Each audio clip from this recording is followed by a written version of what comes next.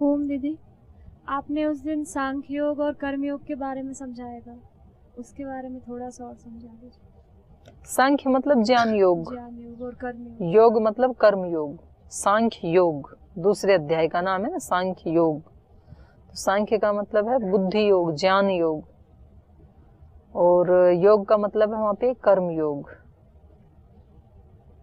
एक तो किसी चीज का ज्ञान होना और फिर उसको करना, तो दोनों अलग अलग है ना। एक तो आपको ज्ञान है कि कपालभाति प्राणायाम करने से वेट लूज होता है, ये तो ज्ञान हो गया। फिर आपने किया वैसा और वेट लूज हो गया, तो ये क्या हो गया?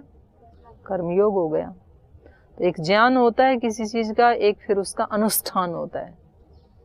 तो पूर्णता किस में है? कर्मयोग में। केवल जानना पर्याप्त नहीं है, वैसा करके वैसा हो जाना वो पूर्णता है। और जब तक जानेंगे नहीं तो कर कैसे पाएंगे, इसलिए जानना भी बहुत जरूरी है।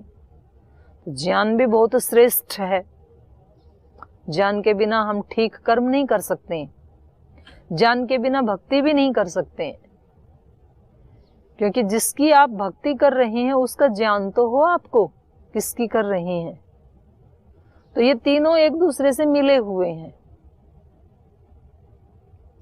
ठीक है।